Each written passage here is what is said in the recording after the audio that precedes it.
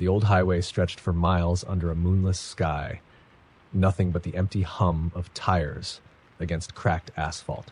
Jenny had been driving for hours, her gas gauge hovering near empty, with no other cars in sight. When she saw a flickering neon sign up ahead, Willow Pines Motel, she breathed a sigh of relief, even if the place looked like it hadn't seen repairs since the 60s. The parking lot was deserted, weeds poking through cracked cement, and every room had dark windows. She parked and walked to the front desk where a small bell sat on the counter. After 3 rings, a hunched man with deep-set eyes and wild hair appeared from the back, moving slowly, almost reluctantly. "Room?" His voice was little more than a whisper, and his gaze flickered to her briefly before darting away. "Yes, just for the night." He handed her a key with a tarnished brass tag labeled Room 12. Jenny forced a smile, took the key, and made her way down the dimly lit corridor, her footsteps echoing off cracked tiles. Room 12 was near the end, its door slightly ajar, which struck her as odd. The room was just as rundown as the rest of the motel, a faded carpet, an old squeaky bed, and wallpaper peeling at the edges. But exhaustion won over caution, and she tossed her bags on the bed, locking the door behind her. As she lay down, her mind wouldn't let her rest. Every creak, every small noise seemed amplified. Just as she was finally drifting off, a quiet scraping sound startled her. She bolted up, listening. It was faint but unmistakable, coming from the wall behind her bed. She leaned in, holding her breath, and heard it again, a soft shuffling, as though something was moving just on the other side. She turned on the light and stared at the wall. It was quiet now, and she wondered if exhaustion was making her hear things. She lay back down, her heart pounding, until sleep finally claimed her. In the middle of the night, she woke with a start. Her eyes opened to the room, bathed in faint greenish light from the old clock on the nightstand. For a moment, everything was still, until she saw it. In the mirror opposite her bed, a shadow shifted, almost blending with the darkness. She squinted, but it was gone. She wanted to leave, but the thought of stepping outside, alone in the dark, felt worse. She forced herself to stay calm, telling herself it was just her imagination. But then, the scratching returned. Louder this time, as if someone were dragging their nails down the wall. Unable to ignore it, she got up and walked over to the wall, pressing her ear against it. The scratching stopped, replaced by a faint whisper, too soft to make out words, but insistent, pleading. Her heart thudded as she backed away. Just as she reached for her phone to call someone, her door creaked open, ever so slightly. The hallway light spilled in, casting a thin line across the carpet. She froze, staring at the door, waiting for it to move further. After a moment that felt like an eternity, she crept forward, peeking into the hall. No one was there. The corridor was silent, stretching out into darkness. She closed the door, double-locked it, and backed away. Returning to bed, she lay down with her phone clutched in her hand, ready to dial for help. She closed her eyes and forced herself to breathe slowly, willing her racing mind to calm down. But sleep wouldn't come. Every nerve was on edge, every sound amplified in the silence. At some point she heard it again, that whisper, closer now like it was right next to her. She dared not open her eyes, afraid of what she might see. Suddenly a hand grabbed her ankle, cold and bony. She gasped, her eyes flying open, and saw a figure at the foot of her bed. Pale, skeletal, with hollow eyes that seemed to stare right through her. The figure grinned, leaning in close until she could feel its icy breath on her face. "You're staying," it whispered, and before she could scream, everything went black. When Jenny woke, the room was empty. Sunlight streamed through the thin curtains, and for a moment she thought it had all been a nightmare. But as she looked around, her gaze fell on the mirror opposite the bed. Written in what looked like blood, smudged but unmistakable, were the words, "Welcome to Willow Pines, you can never leave." She bolted out of bed, grabbed her things, and ran to the front desk. The clerk, the same man with the haunted eyes, was waiting. He looked up at her with a knowing look. "Room 12, he murmured, barely meeting her gaze. "They all come back." She wanted to scream at him to demand answers, but the hollow look in his eyes stopped her. Without another word, she turned and ran to her car, driving away without looking back. As she merged onto the highway, she looked in her rearview mirror, her heart pounding. She had almost convinced herself it was over, until she glanced in the mirror and saw the figure from her room grinning back at her from the back seat. The rain pounded down in sheets as Carl drove along the dark, narrow road, his headlights barely cutting through the storm. He had been on the road for hours, his eyes gritty with exhaustion, and just as he was considering pulling over to sleep, he spotted a dimly lit sign ahead that read, "Last Stop Motel." The sign buzzed faintly in neon red and blue, its light casting an eerie glow over the entrance. The building itself looked as if it had been forgotten by time, paint peeling from the walls, windows clouded and cracked. But the thought of getting out of the rain was enough to push Carl through the doors of the lobby, where he was greeted by a quiet emptiness. A small bell sat on the counter, and he tapped it once. After a long, uncomfortable pause, a man shuffled in from a back room, wearing a faded bellhop uniform that hung loosely on his skeletal frame. His eyes were unsettling, almost too large for his face, and they seemed to gleam in the dim light. "Room for the night?" the man asked, his voice low and grating. "Yeah, just one night," Carl replied, already feeling a prickle of unease. The man handed him an old-fashioned metal key marked Room 7 without another word, his gaze lingering on Carl a moment too long. The hallway was dim and smelled of mildew, and as Carl approached Room 7, he noticed something strange. The door across the hall was slightly ajar, and a pale light seeped out, along with a soft humming.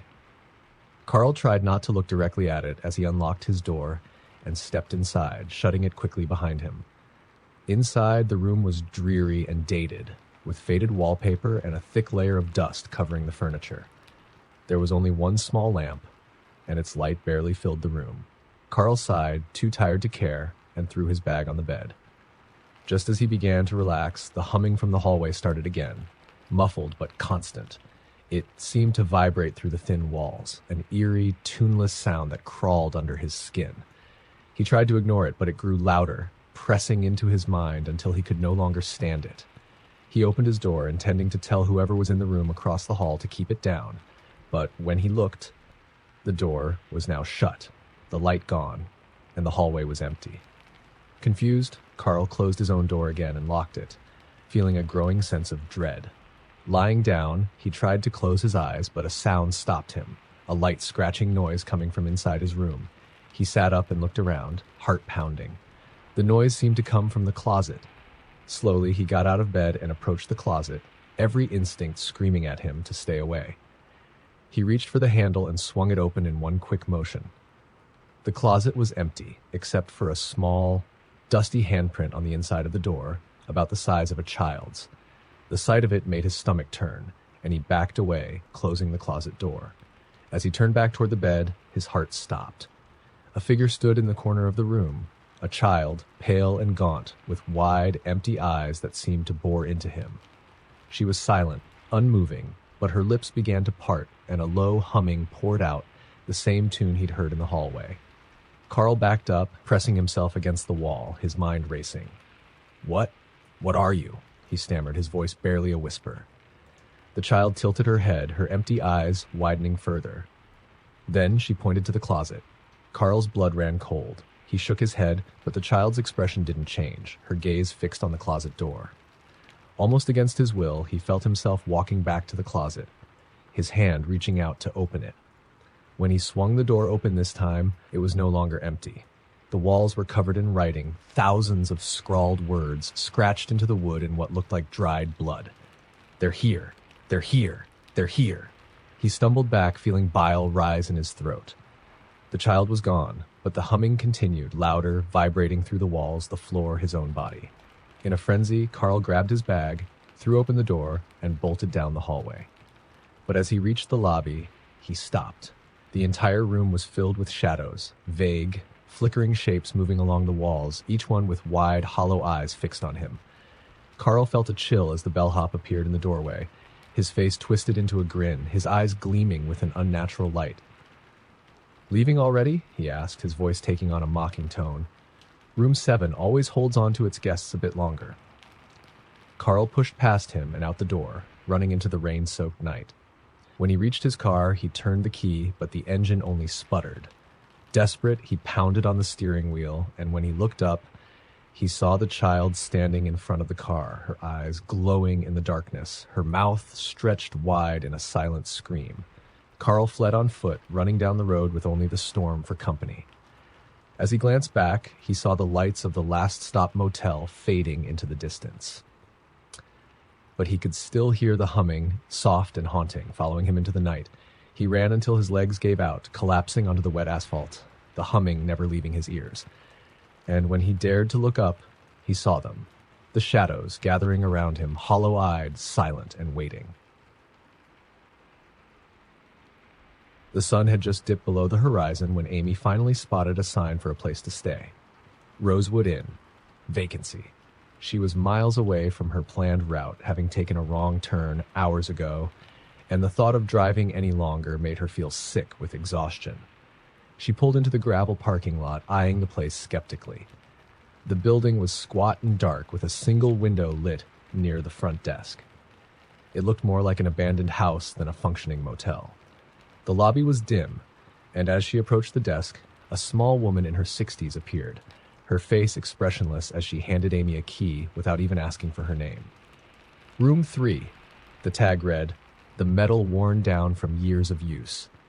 Amy's room was down a narrow hallway, and as she passed by the other doors, she noticed something unsettling. All of them had scratches, as though someone or something had clawed at the wood. She tried to ignore it, telling herself it was just an old building with a lot of history. Still, she couldn't shake the feeling that something was off. Inside room 3, the atmosphere was even stranger. The air was heavy, filled with a smell she couldn't quite place. Damp, old, with an undercurrent of something metallic. The room was Spartan. A single bed, a nightstand with a lamp, and a mirror that seemed far too large for the wall it hung on. The mirror caught her attention, though she wasn't sure why.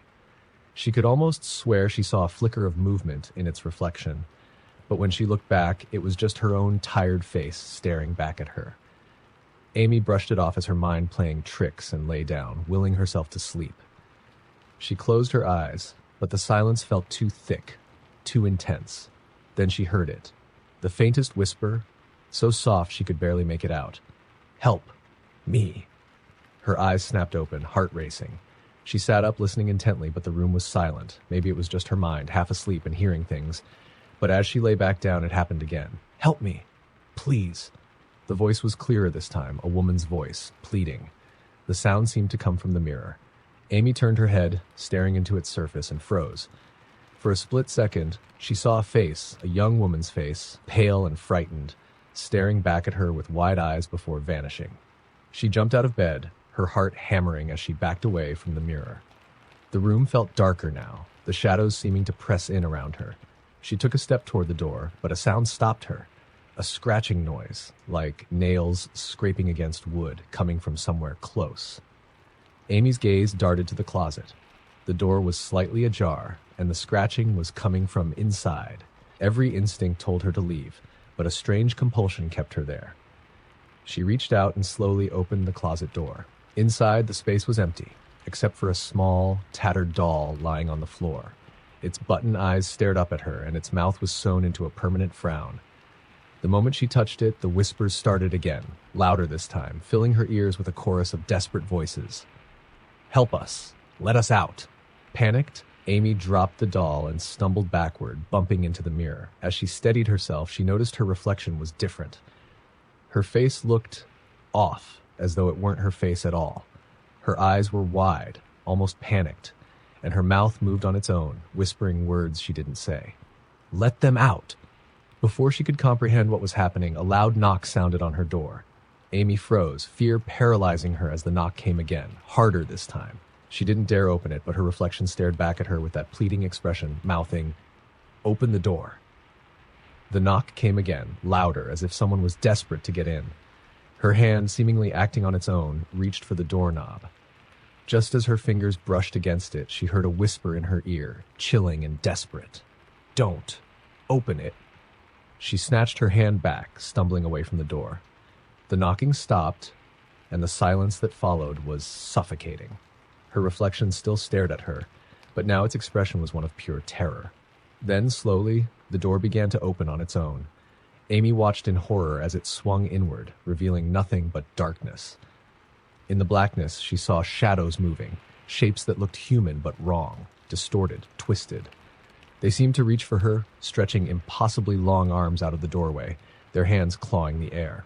Amy screamed, backing into the wall, but the figures kept coming, closer and closer. She glanced back at the mirror, hoping it was all just a nightmare, but what she saw there made her blood run cold. Her reflection wasn't her anymore. It was the young woman she'd seen earlier, staring back with hollow eyes and a wide, gaping mouth that seemed to scream, but no sound came out. Desperation took over, and Amy ran for the window, but the walls felt as if they were closing in, pressing her toward the dark figures creeping from the doorway. Just as one of them reached her, cold fingers brushing her arm, everything went black. The next morning, the small woman at the front desk went about her duties, dusting the counter and arranging the keys. She paused at the slot for room 3 and smiled to herself, a small, knowing smile. Another guest had come and gone, another soul lost to the Rosewood Inn. The mirror in room 3 waited, its surface just a little darker, its glass harboring another frightened face, staring out with silent terror. And in the dim light of the room, a soft whisper began again, barely audible but unmistakable. "Help me." The highway was a lonely stretch of road, and the gas station was the only place for miles. Nick hadn't planned on stopping, but his fuel gauge was nearly empty, and he had no choice. The station was run down with a flickering sign and one single pump. Behind it stood a shabby building with a neon Motel sign hanging crookedly over the doorway. There was a faint smell of gasoline and something else, something rotten. Nick went inside to pay, only to be greeted by an eerie silence. The walls were covered in grime, and a layer of dust hung in the air. There was a small, buzzing desk lamp, and under it sat a clerk with pale, sunken eyes, watching him with an intensity that made Nick feel uneasy. "Need a room?" the clerk asked, his voice flat and hollow. Nick hesitated but nodded. He didn't want to keep driving, especially on a road that dark and desolate. The clerk handed him a key labeled Room H, sniffed, his hand lingering a moment too long as he handed it over. "Watch for the window," the clerk murmured, almost to himself. "Don't let it in." "What?" Nick asked, thrown by the strange warning. The clerk only stared at him, his eyes glassy and unfocused, as though he hadn't spoken at all. Uneasy, Nick took the key and headed down a narrow hallway lined with rooms, the walls covered in old stains and dark smudges. The lights flickered, casting odd shadows that seemed to dance at the edge of his vision. When he finally reached room 8, he was struck by a strange chill as he stepped inside. The room was stark, with nothing but a bed, a nightstand, and, oddly, a large, uncovered window. Outside, only darkness stretched on, an endless void that made Nick feel as though he were staring into something far deeper than the night. Ignoring the clerk's strange words, he tossed his bag on the bed and sat down, staring at the window. It felt like the glass was pressing in, leaning closer, and he couldn't shake the feeling that something was on the other side, waiting for him to look away. As he lay down, he turned his back to the window, hoping sleep would come quickly. But he hadn't even closed his eyes before he heard it. A soft tapping on the glass. Nick froze, his heart thudding in his chest. He wanted to believe it was the wind or a branch, but the tapping was steady, rhythmic, almost purposeful.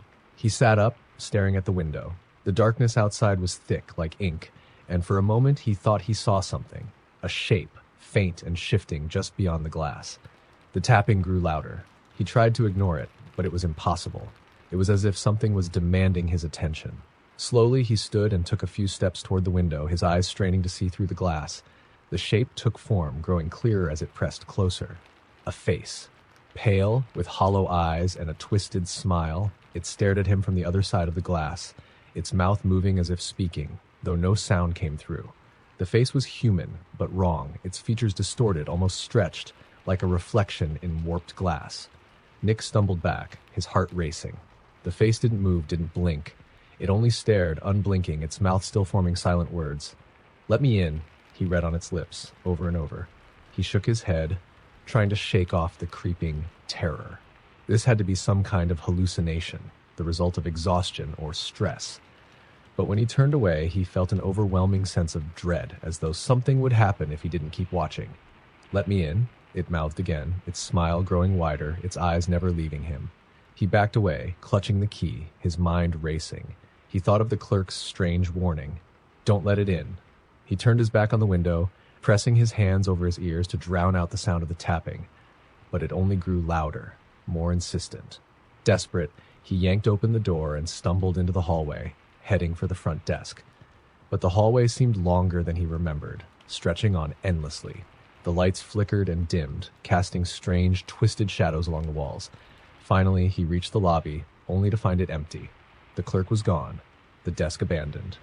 And then, behind him, he heard the tapping again, louder than before, echoing in the empty lobby. Slowly, he turned around. The face was there, pressed against the lobby window now, its mouth stretched into an even wider grin, its eyes gleaming with a terrible hunger. It raised one hand and tapped the glass with a single bony finger, the sound sharp and hollow. "Let me in," it mouthed, over and over. Nick backed up, heart pounding, feeling the walls closing in around him. He stumbled back into the hallway, but the tapping followed him, echoing from every door, every wall. Each time he looked at a door, the face was there, staring at him through the glass, mouthing those same words. Panicked, he turned and ran, his footsteps echoing in the empty motel. He could feel the thing following him, its tapping growing louder, faster, more frantic. He turned corner after corner, the hallway never ending, until he finally stopped, breathing heavily. And then he saw it, the door to room 8, standing open. Against his better judgment, he felt compelled to step inside. The room was just as he had left it, except for one thing. The window was wide open, curtains flapping in the cold night air. The room was empty, but he could feel something watching him, waiting. The air grew heavy, pressing down on him, and he felt the urge to turn toward the window, to look directly at it. But before he could, a hand, cold and skeletal, clamped onto his shoulder. He froze, unable to breathe, as a voice whispered into his ear, low and taunting, "You let me in." The next morning, a new guest checked into the motel, and the same pale clerk handed over a key to room 8 with a hollow smile. Late one night, Emma was driving through the countryside when a flash of lightning illuminated an old, dilapidated inn up ahead. The sign read the Hollow Grove Inn, its faded letters barely visible under a layer of moss. She'd been on the road for hours, her phone battery was dead, and there hadn't been another sign of civilization for miles. Reluctantly, she pulled into the gravel parking lot, feeling a strange heaviness as she approached the front door. Inside, the lobby was lit by a single dim bulb, casting long shadows over dusty furniture. A frail, elderly woman stood behind the counter, her eyes cold and unblinking. She greeted Emma with a nod, handing over a key to room 13 before Emma could even request a room. "Breakfast is served at dawn," the woman said in a voice so soft it was almost a whisper. "But remember, don't go exploring. Some doors are best left closed." Emma gave a small, uneasy smile, but the woman's expression remained blank, her eyes fixed on Emma in a way that sent a chill down her spine. As she made her way down the dark corridor, Emma noticed something peculiar. Every door she passed was marked with a name, rather than a number. The seamstress, the butcher, the twins. She stopped at her own room, her stomach twisting at the name engraved on a brass plaque. The Wanderer. Inside, the room was small and cold, with heavy, dark curtains over the windows and a musty smell that seemed to cling to everything. Exhausted, she dropped onto the bed, staring at the ceiling and trying to shake off the strange feeling that had been following her since she arrived. But sleep didn't come easily. Every time she closed her eyes, she felt as though someone was watching her, standing silently in the corner of the room, waiting. She tried to ignore it, telling herself it was just her imagination. Then she heard it, a faint, rhythmic creaking, as though someone was slowly rocking back and forth in a chair. The sound was so soft she thought it might be her mind playing tricks, but it continued, steady and relentless. She sat up, peering into the darkness, but the room was empty. Unable to stand it any longer, she decided to investigate the source of the sound. She tiptoed into the hallway, her heart racing. The inn was silent, the air thick with an unnatural stillness, but the creaking continued, coming from somewhere down the corridor. Drawn by a mix of fear and curiosity, she followed the noise to a door at the very end of the hall. The name on the plaque read, "The Dreamer." The door was slightly ajar, and inside she could see the shadow of someone sitting in a rocking chair, moving back and forth in slow, deliberate motions. The figure was turned away from her, and something about their posture looked wrong, as though their limbs were bent at unnatural angles. "Hello?" she whispered, her voice barely audible. The rocking stopped. The figure's head began to turn, slowly and silently, twisting around in a way that made her stomach churn. As it turned to face her, Emma's breath caught in her throat.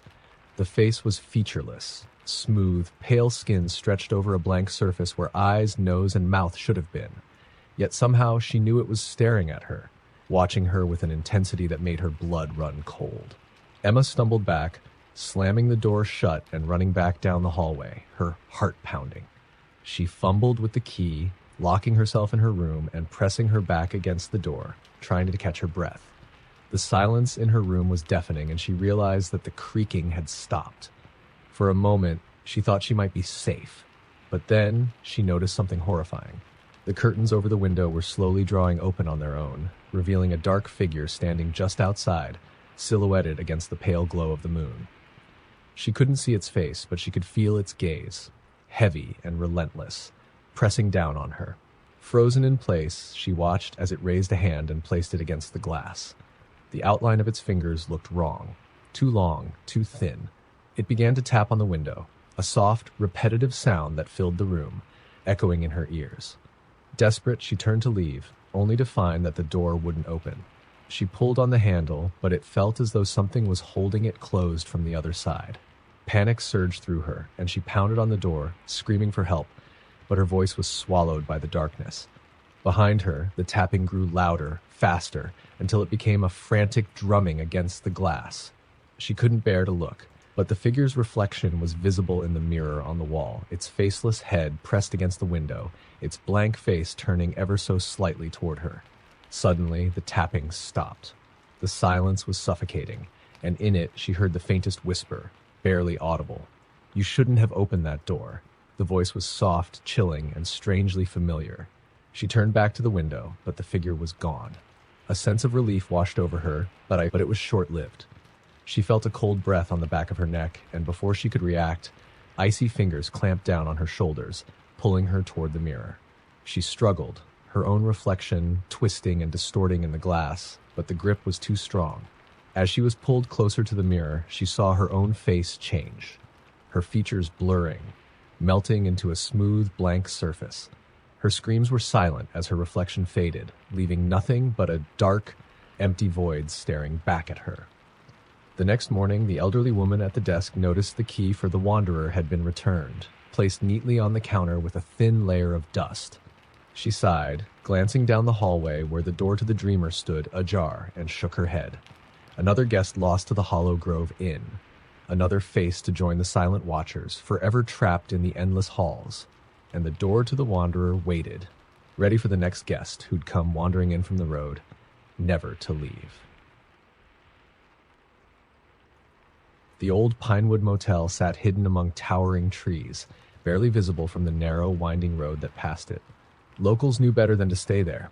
Rumor had it the place was haunted, cursed even. But Peter, weary from hours of driving, didn't know the stories, and he pulled into the parking lot thinking only of a night's rest. The lobby was deserted except for a single bulb flickering above the desk.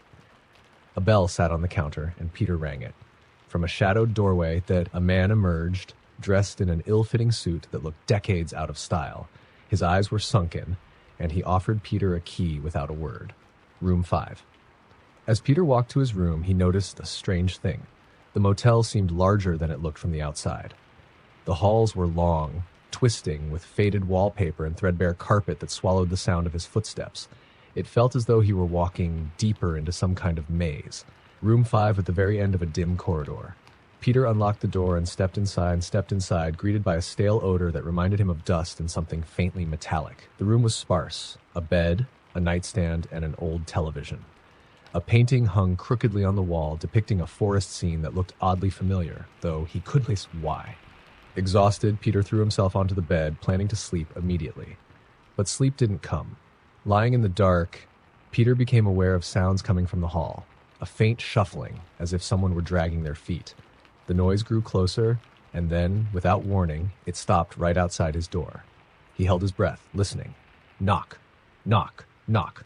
The sound was soft but insistent, and with every knock, a feeling of dread crept over him. After a pause, he called out, "Who's there?" Silence. He felt a prickle of unease, but told himself it was just someone passing by. After a few minutes, the shuffling started again, moving away down the hall. He exhaled in relief and lay back down, his eyes drifting shut. But soon, the knocking started again.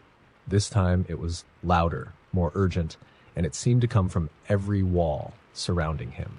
Peter shot up, his heart pounding, and stumbled toward the door, opening it in frustration to confront whoever was out there. The hallway was empty, and silence settled like a thick fog. He took a few steps into the hall, glancing both ways, but saw nothing. When he turned to go back into his room, he froze. Room 5's door had shut behind him, and the key he'd left on the nightstand was now missing. Frustrated and unnerved, Peter tried the handle, but the door wouldn't budge. He was locked out. A feeling of dread settled over him, and he started walking down the hallway, hoping to find the front desk. But as he walked, he noticed that the hall didn't lead to the lobby. Instead, it twisted and turned, taking him past door after door, each one bearing a number he hadn't noticed before. 6, 7, 8. The numbers grew, becoming higher and higher as he walked, yet he felt as though he were going in circles. Then he came to a door that stood slightly ajar. The number on the door read Room 100, far more than he remembered the Pinewood having. Against his better judgment, he reached out and pushed it open. The room was pitch black, but as he stepped inside, the lights flickered to life. The room was identical to Room 5, same bed, same old television, even the same painting of the forest on the wall. But this time something was different. A figure sat in the corner, hunched over and motionless. "Hello?" Peter's voice trembled as he called out, hoping it was just another guest. The figure didn't move. As he stepped closer, he saw that it was a mannequin, a woman with blank, staring eyes and a fixed, painted smile that stretched unnaturally across her face. Her hands were clasped in her lap, holding something small and metallic. Peter leaned in to see, his skin prickling as he realized she was holding his room key. Heart pounding, he reached out to take it, but as his fingers touched the cold metal, the mannequin's head twisted sharply, her eyes snapping up to meet his. He staggered back, the key falling from his hands as her face seemed to come alive, her smile widening, stretching too far, her mouth opening as if to scream. But no sound came out, only silence. In a blind panic, Peter turned and ran out of the room, slamming the door behind him. He sprinted down the endless hallway, the doors stretching out in all directions, numbers rising into the hundreds, then the thousands, each one slightly open as though something, or someone, were watching him from within. At last, he saw a door marked Exit. Relieved, he pushed it open and found himself outside. The sky was dark, the air cold, but something was wrong. The motel was gone, and in its place stood a dense, dark forest, the same forest from the painting in his room. He heard footsteps crunching in the leaves behind him, slow and deliberate. Turning, he saw a line of mannequins standing at the edge of the trees, each one with a painted, frozen face, all smiling that same eerie smile. Backing away, he tripped over something hard and cold on the ground. Looking down, he saw it was a key. He picked it up, his fingers trembling, and read the number engraved on it. Room 5. Just then, the mannequins began to move, their blank faces twisting toward him, their arms outstretched as they started to step forward in unison. Panicked, he turned and ran deeper into the forest, hearing their footsteps close behind, their painted smiles looming closer and closer. But no matter how far he ran, the forest never ended, and the soft, shuffling steps of his pursuers grew closer, relentless, as though they had all the time in the world to catch him.